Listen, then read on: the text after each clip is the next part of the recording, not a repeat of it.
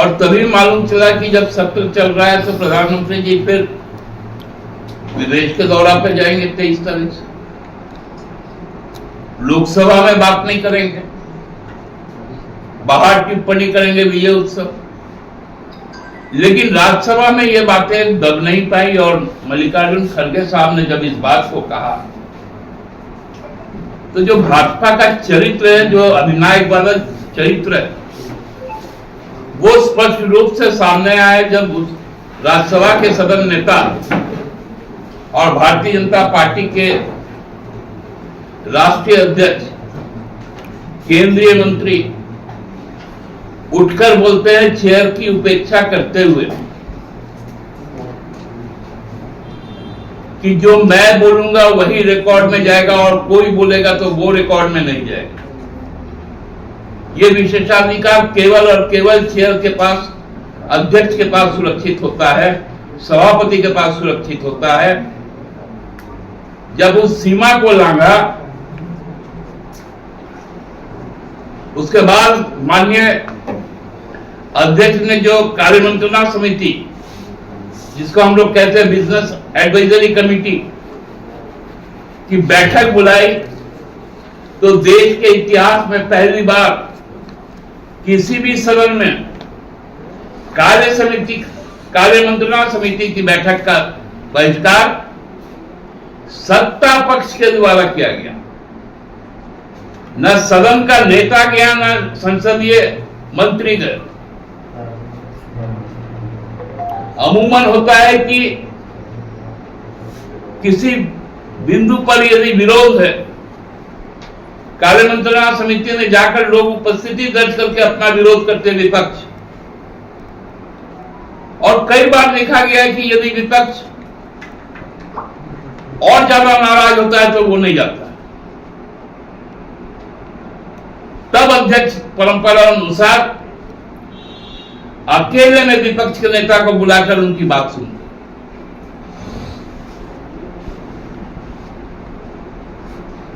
लेकिन राज्यसभा में यह परंपरा भी टूट गया और शाम होते होते परिस्थितियां ऐसी बनी कि कल तक के उपराष्ट्रपति रात के 9:30 बजे के बाद पूर्व उपराष्ट्रपति बन गए। कल से संसद का मानसून सत्र शुरू हुआ। मानसून सत्र के पहले जो एक परंपरा रहा कि माननीय प्रधानमंत्री जो लोकसभा के नेता हुए, वो संसद के बाहर जो संवाददाता है, जो पूरे देश को संसद की कार्रवाई से अवगत करवाते हैं, उन तक सत्र के शुरुआत में जो सरकार का जो मंशा होता है उससे अवगत करवाते हैं। उसी क्रम में उन्होंने कल कहा कि ये मानसून सत्र नहीं, यह विजय उत्सव है। तो पूरे विपक्ष के साथ साथ आम लोगों को, हम लोगों को भी ये लगा कि सरकार की पहली प्राथमिकता है कि हमारी पराक्रमी सेना ने जो ऑपरेशन सिंदूर चलाया पहलगाम हमले के बाद, उस पर चर्चा से ही सदन शुरू होगा, सत्र शुरू होगा। और जो विदेशी ताकत है जिसके खिलाफ, चाइना के खिलाफ हमारे देश के सेना के उप प्रमुख ने यह दावा किया था कि हमें 3 दुश्मन से एक साथ लड़ना पड़ रहा था, जिसमें पाकिस्तान के साथ साथ चाइना था और तुर्की भी था। तो उस पर भी बातें आती। और अमेरिका के जो राष्ट्रपति है वर्तमान में और हमारे प्रधानमंत्री जिनको सबसे प्रिय मित्र बोलते हैं, डोनाल्ड ट्रंप साहब, जिनकी आगवानी में वो अहमदाबाद में इतना बड़ा जलसा करते हैं कि उसके बाद कोरोना फैलता है। आप लोगों को याद है 2020 का जवाब नहीं भैया। उसने वो क्यों नहीं बोला वहाँ के विपक्ष दल के नेता कि तुमने जो है बड़े बड़े ये संयुक्त राष्ट्र संघ के अस्थायी अध्यक्ष क्यों बना दिया? भैया एक्चुअली हमने, मेरे पासपोर्ट में आपको अमेरिका का सील नहीं मिलेगा। मैं आप अमेरिका का प्रमाण दीजिएगा और सवाल हम पूछेंगे तो फिर पासपोर्ट खोजिएगा। नहीं, पासपोर्ट इसलिए खोजेंगे कि हमको ये भी नहीं मालूम कि अमेरिका का विपक्ष का नेता कौन। हाँ, इसीलिए आपको भी यहाँ पर ये सब चीजें नहीं बोलना चाहिए। कौन सा? यही जो आप उठा रहे हैं कि ट्रंप जो है ऐसा ऐसा बोल रहा है। हाँ, ये रिकॉर्ड में ट्रंप तो बोलेगा ना, ट्रंप तो बोलेगा, क्योंकि वो चाहता है कि वो जो है हम जो है पूरे विश्व का नायक बने, और रसिया चाइना चाहता ही नहीं कि हम तुमको नायक बने। बहुत जल्दी मैं आपसे थोड़ा विदेश नीति का शिक्षा ले लूंगा। एकदम शिक्षा दीजिए। हम आपको लग रहा है मतलब वो सिर्फ किसान की बात और जवानों पे चर्चा चाह रहे थे, इसीलिए धक्का मारा गया उनको? निश्चित तौर पे अदानी को बचाने के लिए तो कोई भी धक्का खाएगा। तो फिर किसान आंदोलन चल रहा था, उस वक्त विपक्ष सबसे ज्यादा धनकर के खिलाफ क्यों था? क्योंकि उन्होंने जब अपने दायित्व का निर्वहन इसलिए नहीं किया कि उस दिन वो सदन में नहीं थे। इसका मतलब है कि रुकिए ना भाई। अरे भाई, हमको डांटिएगा तो हम चल जाते हैं, तो डरपोक आदमी ना हम आपको बता पूरा बात को हो जाने दें। ये क्या दुनिया है? इसलिए ब्राह्मणवाद के खिलाफ पूरा दुनिया। अच्छा ठीक है, वो मैं भी बंगाली ब्राह्मण भी होता है।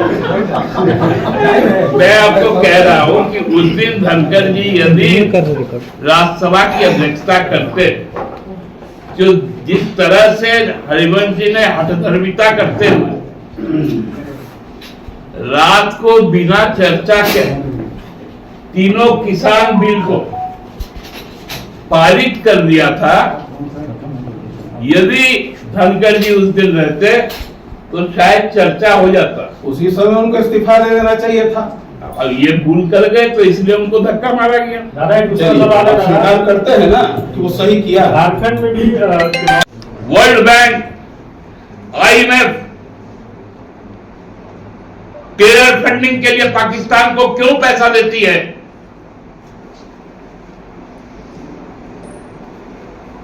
क्यों मुनीर को वहां पर खाना खिलाया जाता है और आई लव पाकिस्तान बोला जाता है, और हमारा देश का सरकार चुप रहता? यही तो सवाल था संसद के पास। और इस सवाल का यदि कोई प्रिसाइडिंग ऑफिसर यदि पैट्रोनाइज करेगा, क्योंकि प्रिसाइडिंग ऑफिसर ही एकमात्र वो चेयर है जो विपक्ष का पैट्रॉन होता है, उसका संरक्षक होता है, उसके संसदीय अधिकार के उपयोग को वो सुनिश्चित करता है। आप उन्हीं को हटा दिए।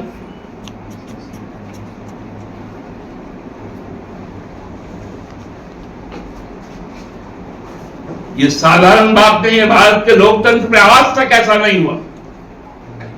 हाँ, उपराष्ट्रपति इस्तीफा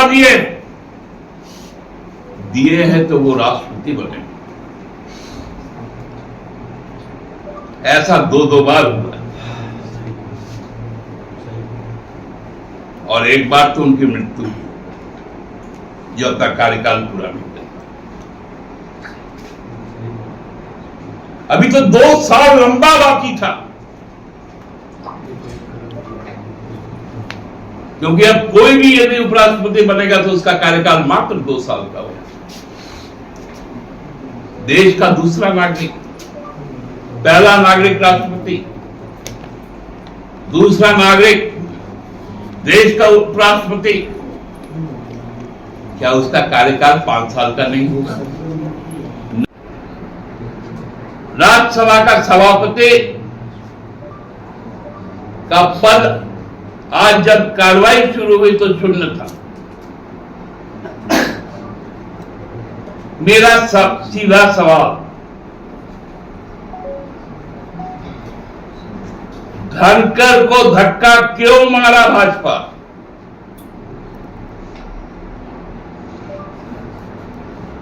चौहत्तर साल के उम्र में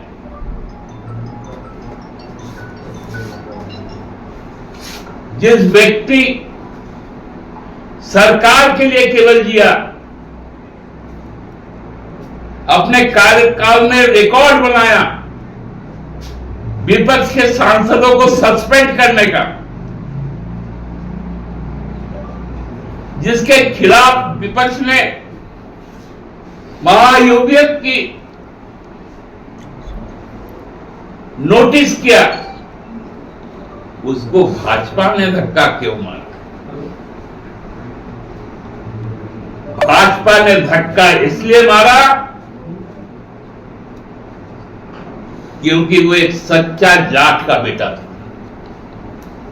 जो किसानों के पक्ष में बोलता था। वो चाहता था कि क्योंकि जाट समुदाय से लोग सेना में जाते हैं तो सेना के पराक्रम की चर्चा पहली होनी चाहिए, ना कि अडानी की चर्चा पहले होनी चाहिए। लोग बिहार में आज के दिन में आंदोलनरत, उसी तरह हम भी यह सुनिश्चित करेंगे कि हमारा एक भी नागरिक का नागरिकता नहीं छिनेगा। हर झारखंडी झारखंड के लिए, देश के लिए वोट करेगा। ये मताधिकार को छीनने का अधिकार हम हरगिज इलेक्शन कमीशन को नहीं देंगे।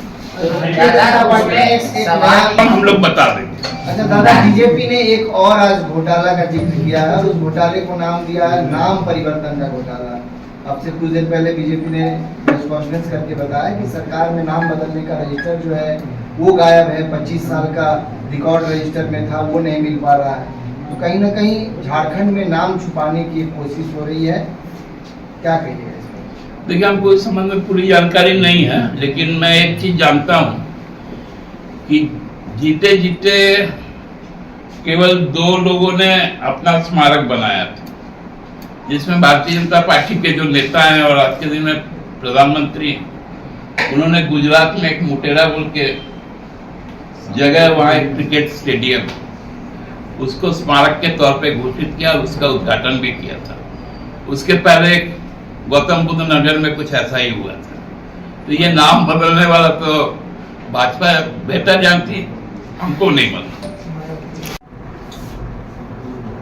तो झलझलाहट आप में है, 140 करोड़ लोगों पे क्यों उतार रहे? आप असफल हो, अपनी असफलता को मान लो। पहलगाम के 4 आतंकवादी नहीं पकड़े गए, मारे नहीं गए। संसद सत्र के 3 दिन पहले वहां का लेफ्टिनेंट गवर्नर मनोज सिन्हा जी कहते हैं कि जिम्मेवारी मेरी थी। तो जिम्मेवारी यदि आपकी थी तो आपने इस्तीफा क्यों नहीं दिया? धनकर जी से इस्तीफा क्यों दिलवा दिया?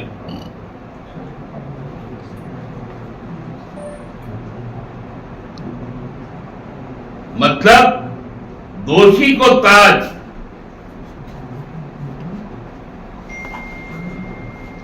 और जो विपक्ष को केवल संरक्षण प्रदान किया उसको गेट आउट। यह सही नहीं है लोकतंत्र के लिए।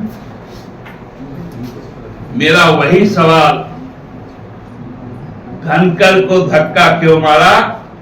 भाजपा बताओ।